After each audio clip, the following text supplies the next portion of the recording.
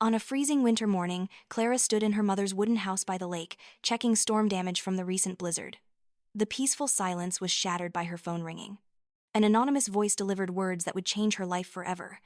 "Your father Marcus is selling the house. The papers are being signed today." Clara's heart stopped. This wasn't just any house, it was her mother's sanctuary, her dying wish, her only inheritance. The wooden cabin where her mother had spent her final years, writing letters Clara had never read, hiding secrets Clara was only beginning to discover. But Marcus, her estranged father, was drowning in gambling debts and unpaid loans. The walls of his workshop were covered with overdue notices, final warnings, and threats from creditors. Clara's sacred sanctuary was his only way out of financial ruin. "This house is mine," Clara whispered, clutching the steel key her mother had pressed into her palm before taking her last breath.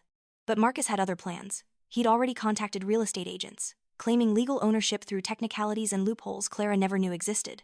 Her mother's trust documents seemed worthless against his aggressive legal maneuvering. What followed was a battle that would expose the darkest corners of family betrayal. Clara discovered hidden documents in her mother's belonging safety deposit box keys, a secret trust fund, legal papers that changed everything. But Marcus wasn't going down without a fight. He hired expensive lawyers, threatened Clara with lawsuits, and even had her followed by private investigators. The confrontation escalated far beyond angry words. Clara installed security cameras around the property, while Marcus brought bulldozers to intimidate her. The entire lakeside community rallied behind Clara, witnessing a young woman fighting for her mother's legacy against her own father's greed. Clara found unlikely allies in Leo, a local lawyer who took her case pro bono, and Evelyn, an elderly neighbor who possessed crucial evidence of her mother's final wishes. Together, they uncovered Marcus's pattern of financial fraud that stretched back decades.